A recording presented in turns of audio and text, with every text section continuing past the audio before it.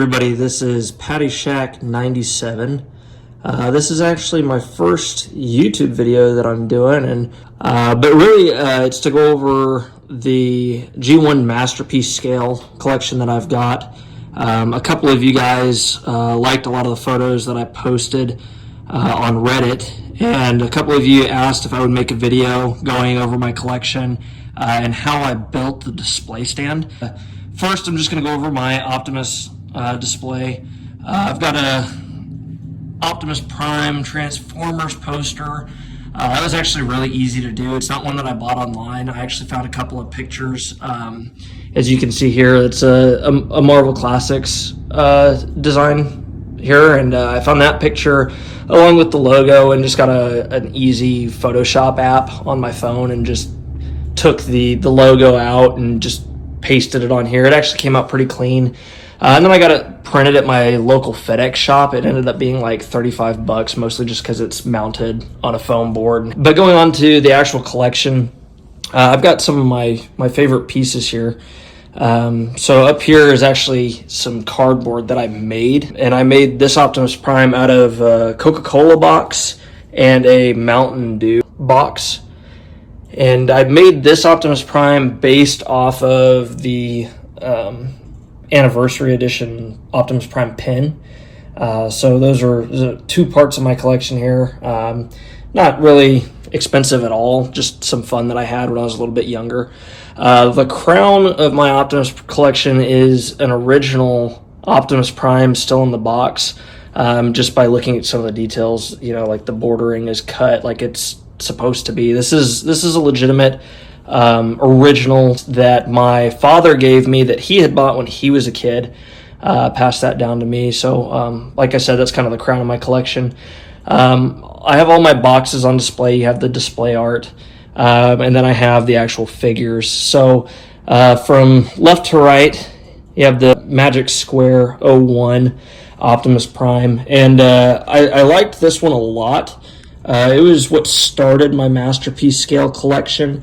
But for me, there's just too much detail, like in the legs, added detail everywhere. I like it. I like the design a lot, but it just wasn't cartoony enough for me. And as you can see, I put repro labels on all of them there once that focuses back up. Again, I like this figure a lot. It had too much detail for what I wanted the focus of my collection to be. And like I said, that was cartoon accuracy. This Optimus Prime here is the MCS 01, which is a downscaled version of the MP10. And again, I liked it a lot when I got it. I still like it a lot, but it's not the size it needs to be. I mean, as you can see, it's a lot smaller than any of the other ones that I've got. But again, a great figure, liked it a lot, just wasn't what I was looking for. Down here, just for the heck of it, I bought the Micro Optimus. It's about 1.25 inches tall. I've got the packaging for it back there. Then I also have the G1 version model kit Optimus Prime. I bought this at Hobby Lobby for like $45. Really enjoyed building it because this is one of those ones that you snap together. Looks really cool, has a really neat design. It's obviously based on the G1 cartoon, but again, not very tune accurate, and it doesn't transform. So then the piece that I had for my Masterpiece collection the longest as my Optimus figure is the TE01, and I loved this figure. This is an amazing Optimus figure. I think it really does the cartoon justice. And he sat on my shelf with the rest of my G1 themed Masterpiece scales. There are just a couple things that I didn't like about it. He's very, very square. He has very stiff edges. He also has his gas tanks. They're not cartoon accurate, if you will, to the shape. But again, a great figure. He is one of my more favorite pieces that I have. But what I really wanted for my Masterpiece collection was the MP44, and I'll get to that a little bit later. But that there is my Optimus collection. I recently bought a a Bayverse Optimus Prime. It's still in the mail. And I also bought the IW06 Jet Power add-on. I'm really excited to get that other piece in the mail so I can get all this set up, because out of all the Bayverse designs, that by far was my favorite.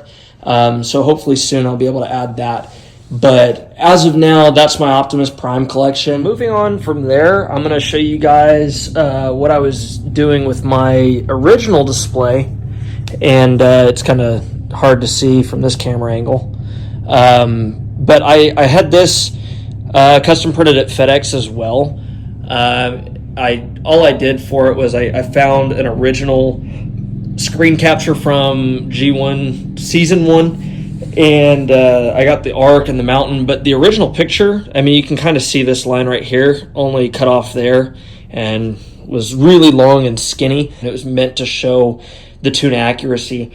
But it wasn't tall enough for what I was doing. So I actually went and, just like with the Optimus Prime poster, I just got a couple different pictures. And really what I did was I actually cut out the clouds on that same Photoshop app, and I crudely pasted them together, and from there blended it, and I think it came out pretty well all together, just to give it some more height, because I had a couple of characters like Devastator, for example, who I'll show you guys in just a little bit. He was almost too tall for this even, and so my original setup was this backdrop, and then I ran out of room and had to create an extension, which is why there's that horrible line, because they're two separate pictures that are basically just taped on top of each other. They're literally two different pieces of paper. So I got really frustrated with that because I was running out of room, and I ended up having to move them to my headboard. And I'll give you the dimensions of that here in a second when I go over the plans that I made for my new table. But I had all of my G1 Masterpiece scale figures on this, which is like a little bit more than 5 feet long by about 10 inches deep. So, I mean, as you can figure, that's not a lot of room for a large collection. So I ended up deciding that I needed to change some things up and make some more space. But yeah, so the original display had, this is the background, and here in the next part of the video, I'll have some pictures of that and what it looked like as it was growing. And it was really cool, and it was really nice because I had it in my closet where I didn't have to show off the nerdiness, but it again did eventually get moved to the headboard. So for this portion of the video, I'm gonna have some pictures displayed here of my previous display, from when it started in my closet to when it got moved to my headboard. And like I was saying, the reason it got moved from my closet was because I just eventually had enough Transformers that I was running out of space. Like I don't know why, but I didn't take into account how many Transformers there actually were in the first season of the first generation. And I didn't anticipate that my collection was going to get as big as it is currently. And the thing about that is it's still growing. So I'm really glad that I ended up making some changes.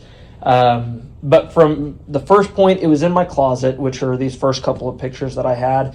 And then it got moved to my headboard, like I was saying previously in the video. The dimensions of my headboard, like I said, it was a little bit longer than 5 foot, and it was only about 10 inches deep.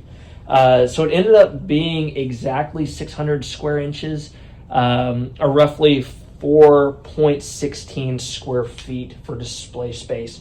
And at that point, I think I only had about 15 Transformers.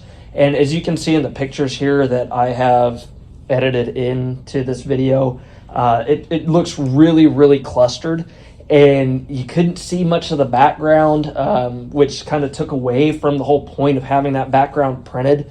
You couldn't see the individual figures very well, so I wasn't really happy with that. And I just decided one day I need more space, but I live in a pretty small apartment, so I didn't know how I was going to do that exactly.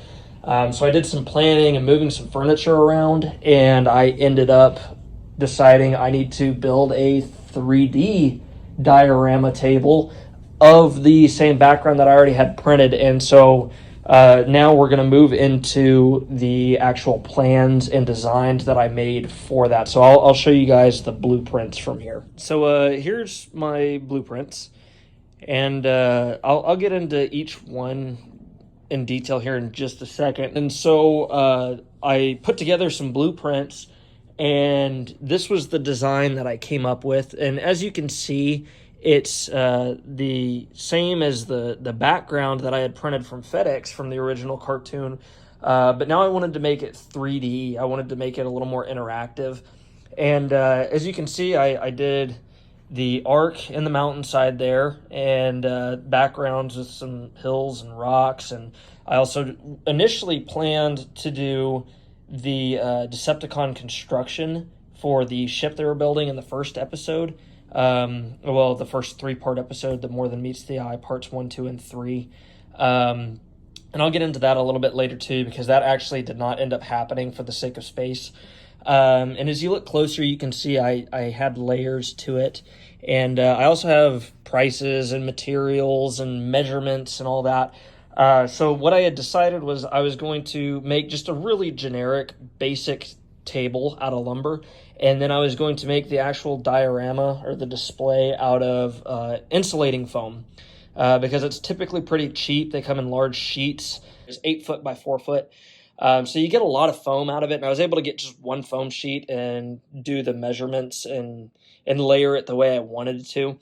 So this is the original plans that I made, and as you can see, the table itself with the top of the background was going to be a total of about 6 feet tall. So I mean, it's a big project, but I budgeted pretty well, and I was able to do it for fairly cheap.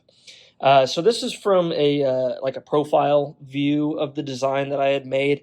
I had anticipated putting a couple of shelves. I also wrote down where the 9-inch mark was to give me an idea of how tall they were. And with this display, I know I've mentioned scale a couple times. Scale, when you talk about Transformers, is kind of subjective, because the additional cartoon, they really didn't care about their scaling and how size translated and things like that. I mean, you have parts forming and essentially shape shifting, and just the physics behind it really didn't make any sense. So scale isn't normally all that important when I'm talking about Transformers, except for their robot modes. I wanted to scale accurately to each other. But the background scale was not a factor, because if we get into that, the half of the arc that's showing outside of the mountain, I mean, if you take into account that it's supposed to be 5 stories tall, and 5 stories for Transformers that are like 25 to 30 feet tall is huge. I did the math, and the half of the arc that was showing, if I was making it to scale, would be like 63 feet almost. And that obviously is not going to happen. I am not a multimillionaire. I do not live in a mansion. So I was not going to be able to make the background to scale. It just is absolutely not feasible. So really, I just went for the cartoon look. I wanted to get it as close to the original cartoon drawings as I could. And I'm actually really happy with the outcome. I think I did a pretty good job with it. I'll leave that up to you guys. You can talk about it in the comments if you want to. I'd love for you to let me know what you think. But back to the details, back to the plans. I did the profile, and then on top of that, I did the overhead, the bird's eye view. And as you can see, I was sacrificing a lot of space with the accessories. I mean, I have a little power plant and the Decepticon construction and the arc and the mountain. There's a lot of space being taken up. And in this original design, with all of that factored in, I was only going to have 7.75 square foot available. It'd be about 1,116 square inches available for display. And initially I thought that was enough, but as I was building it, I decided I kind of needed more space for that, which is why the Decepticon construction got canceled. But that's the original designing that I did, the original planning that I did for it. And then I moved on to materials and what I would need. And like I said, I have materials down there too. But for the more expensive materials, being the lumber and the foam that I was going to use, I got a couple of 2 by 4 by 12 foot pieces of lumber, and I cut those up to make the table itself. So I made the cross section, like the tabletop, the supports. As you can see, I factored in supports and their location where they needed to be, and the legs. And so I have precise measurements there, And I also have the measurements and dimensions of the foam board that I was going to cut. And like I said a second ago, as I was building it, I realized I was going to need much more space. So I redesigned the top, which is very similar and way less detailed because I already knew the details I wanted to keep. And I redid the math without the Decepticon platform and moved the little power plant and also changed it to only one of the towers. And that ended up coming out to a surface area of 1,224 square inches. So it gave me quite a bit more space. And I'm really happy I did that because it worked out really, really well. But as far as the plans go, that's what I had. Those are my blueprints. So moving on to the next section of this video is the actual building process, and I'll have, as you can see here, I've got a bunch of pictures of how I did that. So starting out, I built the table itself, really simple, just cut the lumber to the exact measurements that I had made and created the table, and it came out beautifully. I mean, it was exactly like I wanted it to be, very simple. All it needed to do was hold my collection, and it does that. So I was happy about that for sure. The next thing I did was I cut the foam insulation board that I had bought at Lowe's. I cut two sections at 2 by 6 foot to match the measurement of the table, and then for the third section I cut 4 by 2 foot out of that. And if you look at my blueprints, you can see how that worked. And then what I did was I glued them all together in layers, and I cut out different sections of the top 2 layers to give it kind of a washed out, eroded look in the layering in the flooring. And I'm really happy with how that came out. The detailing in it, all I did was I made some cross hatches at the edge where I had cut those sections out, and I sanded it down. And it looks really good. I'm really happy with how it came out. So that's what I did for the ground layer. And from there, I went on to constructing the arc. And as I give you close-ups of the finished, you can absolutely tell that it's cardboard. But the whole goal was just to give it a cartoony feel, and I feel like I accomplished that. But as you can see from the pictures, I just drew out the general shapes. I glued stuff together with hot glue, and then I went and layered everything in just really thin. I think it's a quarter, not even a quarter inch. I can't remember the measurement, but very, very thin craft foam. And from there, glued it all together, did some details, cut some details into the foam. I ran over it with a heat gun to kind of stretch those details. And then I started painting. And I got to painting. I couldn't get the color right at first, but I think I really nailed it after a couple of attempts. And as you can see from these pictures, it was a little bit of a process, but overall it was really simple. Really happy with how that turned out. And then I moved on to a little bit more complicated part of the build, and that was the mountain itself. But same technique as I had for the ground layer. I glued a bunch of just foam pieces together, square foam, and as you can see in the first couple of pictures, it's really bulky and just really square, and it looks really ugly, but I saved some pictures here towards the end so you can see how it came out. I didn't know exactly how I was going to build it, if I was going to just build an entire side of a mountain and then cut a hole in it and hope that the arc fit, or if I was going to build the mountain around the arc. And once I got into planning and then into building for the mountain itself, I decided it would be easier to build the mountain around the arc. And now it fits perfectly. I mean, I couldn't be more satisfied with how it fits together. The detailing was by far the most fun part of this whole project, especially with the mountain. I really enjoyed that. So I went through and I started whittling away and carving. And for all of you guys that are actually watching this video all the way through, I'm going to warn you now. I actually cut the tip of my thumb off almost down to bone, because for those of you guys that know anything about crafting and working with styrofoam, you have to have an extremely sharp blade to get a clean cut on styrofoam. And for a lot of this, I needed really clean cuts.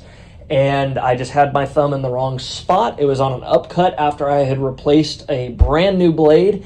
There was no resistance, and I was watching it as it happened. I cut the tip of my thumb clean off, almost down to bone. I mean, you can literally see the bone if you zoom in on some of these pictures. So for those of you guys that have watched this or are watching it all the way through, that's my warning to you guys. The next picture I'm going to show you is actually pretty gnarly. So if you have a squeamish stomach, just go ahead and skip a couple of seconds. But here's a picture of my thumb that I tried to remove. Yeah, so kind of gnarly. But anyways, continued to detail. I worked at it for a long time. Whittled away until I got the look right, and then I did a first layer of paint, looked for any imperfections that I could correct, went in and corrected those, and did a second and third and fourth layer of paint. And I'm really happy with how the mountain came out. Honestly, that was the toughest part of this entire build, was the mountain. So hopefully you guys like that too. Got that figured out, and that's what that looks like. From there, I went and I applied some fake grass to different areas of the flooring. And I also added in some little pine trees. And again, all of this stuff is obviously not to scale because that would be impossible just for the size table that I have. But the overall look, I'm very happy with. I'm very satisfied with. This is my first diorama, and I think it came out really well. From there, I went and I added a background. The background to it is really simply done. It is just blue cardboard, or not cardboard, but construction paper, if you will, large sheets of construction paper that I've gotten at Hobby Lobby. So you can see the seams when the lights are on it. So you'll have to forgive that. You'll have to excuse that. But I glued all that together. You can see the seams, but I painted some clouds on it, and the clouds don't look like the cartoon clouds, which I was a little bit disappointed at, but I had a lot of encouragement from a lot of you guys that follow me on Reddit or have seen this on Reddit. I got a lot of compliments on the clouds, which I was really surprised about because they are by far my least favorite part of this project. I think they did not come out anywhere near what I wanted them to. But enough with the clouds. That's what they are. And so, yeah, hopefully these pictures helped you guys really get a good idea of how I built this project. So here is the final product. And I want to apologize. I didn't think this video was going to be as long as it was. And even now it looks kind of cluttered, but it doesn't look as bad when I get closer and show you individual parts and pieces and whatnot.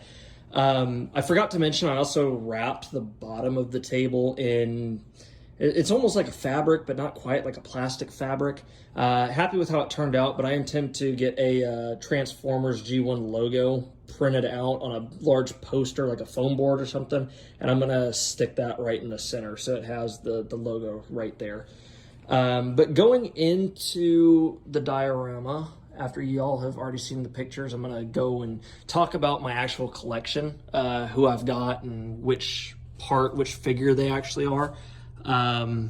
So if y'all care to stick around, you can. If not, that's fine, totally your choice. But we're gonna go through some of my bots that I've got.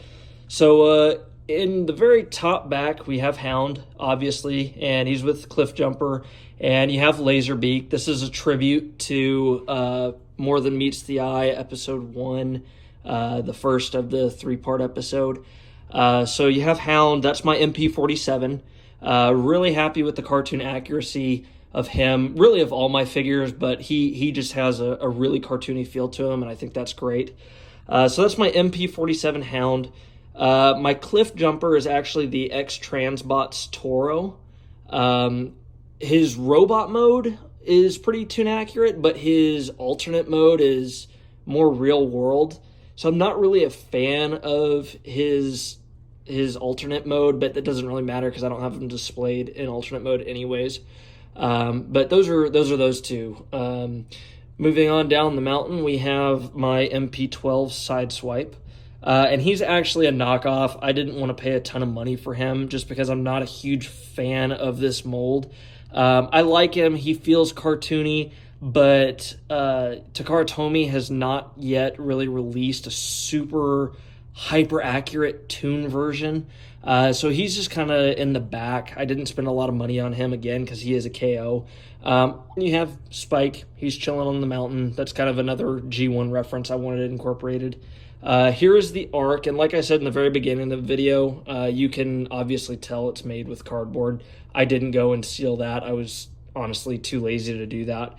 But it is what it is, and altogether, I'm very happy with the arc. I am super happy with the detail. If you come up and look down, you can see I've got some detail up there, and there's also detail on the bottom if you get down low, but I'm not going to bother doing that. Next, I have Wheeljack, and this is an official. This is the MP20 Plus Wheeljack, the cartoon colors. Super happy with that figure. Wheeljack was one of my favorites for a long time. Then I got Ratchet, the MP30. I kind of cut the stickers on his shoulder to make him more toon accurate. Again, I like this figure. I just, with both the MP30 and the MP27, the Ironhide twin build, don't like the hip skirts, but there's not a lot you can do about it. Then I've got my Jazz figure. Love this figure. Super awesome. It's the MTRM 09R Downbeat. Really cool figure, and I wanted to utilize his grapple accessory. So I have that, and we'll get into Starscream later. I know that really didn't happen in the cartoon, but I just wanted to utilize it rather than having his grapple dangle. I think that looks pretty cool, so I'm happy with that. Then I also have Prowl, and Prowl is the MP17. He's a pretty good figure overall, but again, he's one of those figures that they haven't done like the cartoon hyper accuracy yet. So he's just hanging out. I got him more towards the back. Moving on to Starscream, the MP52. He's one of my more expensive figures. I got him on pre-order, and I got him shipped out the day it arrived in stores. Really like him a lot. He is a superb figure. I know a lot of people don't like the gray coloring. They wish he was a little lighter, a little more white.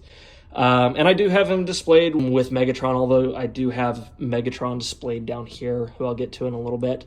But love the MP52 mold. Just a super big fan of it. A lot of people complain that his backpack is too thick, but with the toon accuracy, I mean, all things considered, you can barely call that a backpack in my opinion. Really love the accessories that come with the newer toon accurate models, and I do have him flying as well as Thundercracker and Laserbeak.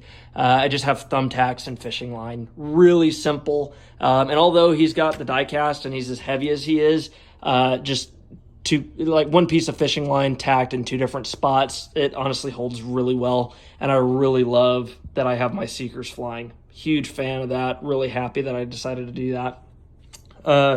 Moving on from Starscream, I have Grimlock.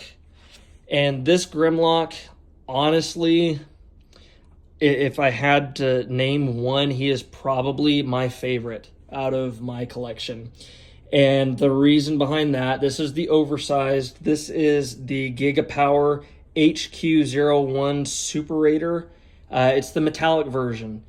If any of y'all are familiar with Gigapower, they only had this coloration on this mold for a very limited amount of time, and people pay a lot for it if they're even anybody selling it. I got really lucky on an eBay bid, so I was really stoked to get this one added into my collection. Like I said, he's kind of my centerpiece for my masterpiece collection. So I feel like he is sized very well in comparison to the rest of the Autobots here, the rest of the Transformers I have, but really happy with him. Moving down to my Bumblebee, I have a MP45, and again, this one is a KO. I couldn't justify spending the money that people charge for it. I got him for really cheap, honestly. Super happy with it. And a lot of people say the same thing, that the KOs, a lot of the KOs have better joints than the officials, and I can honestly back that up. A lot of the KOs have really good joints.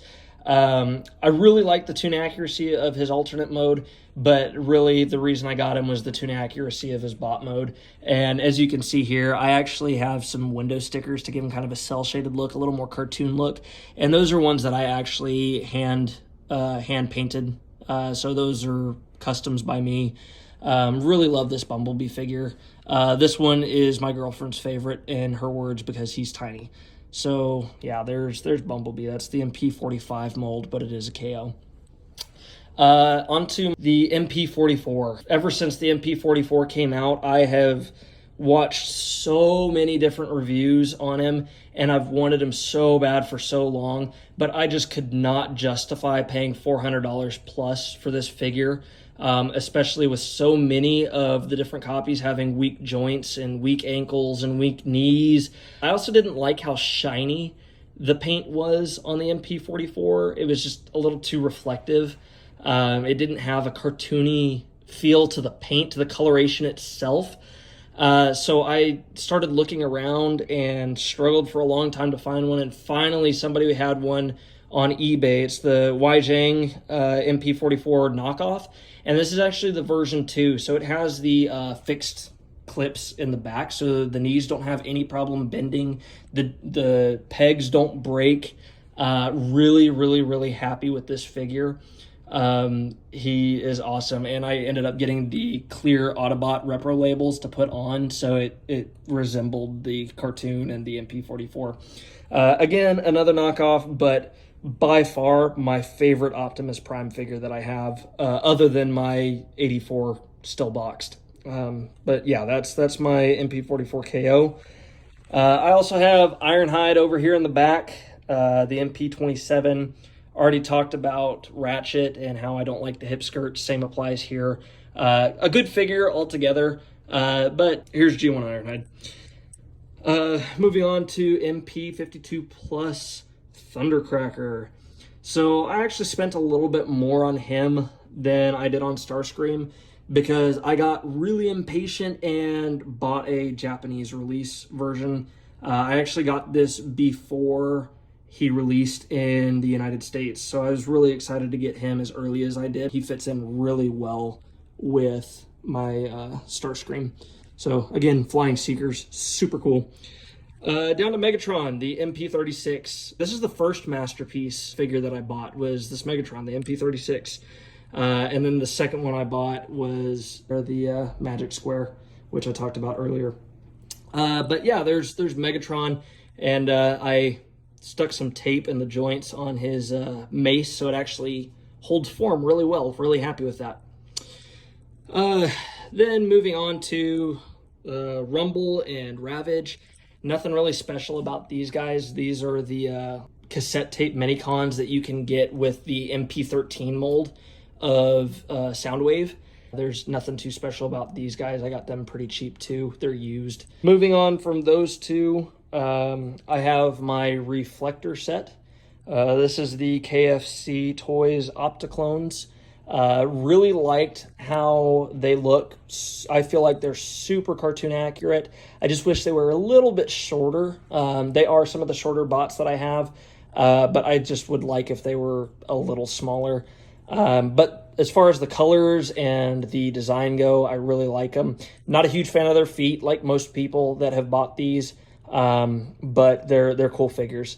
And as you can see, I have some Energon cubes that I bought from different makers on eBay. They are different colors, but I really don't care. I think they look really cool. I think they fit in. I'm glad I have the two different sizes.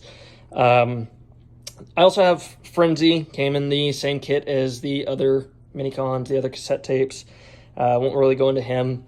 The other figure that I'm very proud of, my Devastator, the Toy World Constructor TW-C07, and this is the version 2, the cartoon paint. I searched and searched and searched and searched forever to find this figure, and I could never find one at a decent price. So yes, he was very expensive. He's by far the most expensive figure I have, but I love this mold. Really, there's not a scale version of Devastator that's entirely toon accurate, but I feel like this mold is about as close as we're going to get for a very long time. And he is a third party. I get that, but there really isn't a better Devastator in my opinion. He has the toon accurate face. The colors are spot on. Overall, really love this figure. With his his driver hand, it was just black, so I got a Gundam pen and put some silver on there just to give it a little more depth. I actually did the same thing with Optimus's, the KO Optimus gun, because that comes in all gunmetal. I added some silver there, as you can see. Those Gundam pins are awesome, but they're a little expensive. It's like $10 a pen. Onto another one that was fairly expensive, my acoustic wave, sound wave. I love the RP01 acoustic wave. Yes, he does have squeaky legs, as do most of the Fans Toys robots, but the tune accuracy is what I was looking for. Like I've said so many times making this video, the whole point to my collection was tune accuracy, and I don't think there is a better Soundwave mold. He is exceptional. Absolutely love him. And just for the sake of having him throwing a cassette tape out, he actually has a second Frenzy. I have this Frenzy down here, but he has the RPO1 Frenzy. I think his name is Fiber, is the off-brand naming. But he is in there just for the sake of having a cassette popping out, and then he's got Buzzsaw with him as well. Moving on to the last figure I've got. I like Shockwave a lot. He was never necessarily my favorite character, but he is one of the more iconic villains, even though he really doesn't have a lot to do in the first couple episodes. But I think his design is really cool. I like Shockwave a lot.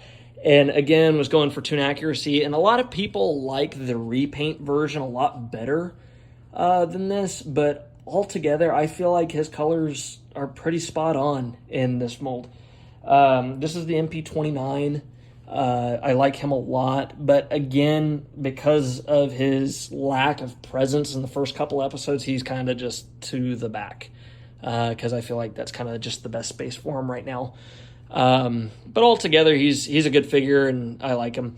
Onto the little power station I built. Obviously, not to scale as well. The buildings should be taller if they were scaled to giant robots. But it was fun to build. This is just made out of balsa wood and cardboard. I felt like I didn't want to paint the roof just to give it a little bit of a difference in color.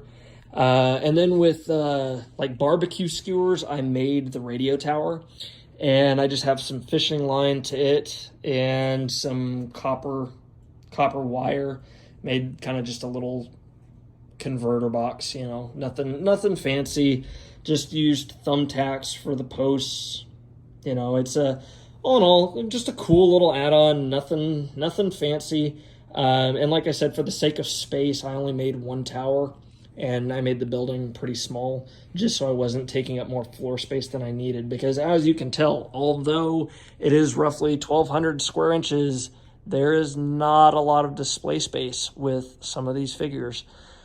But really, I think that's going to conclude my video. Altogether, really happy with all of my figures. I'm happy with the purchases I've made. I have spent more than I would like to admit. But for me, you know, it's worth it. Beauty is in the eye of the beholder, right?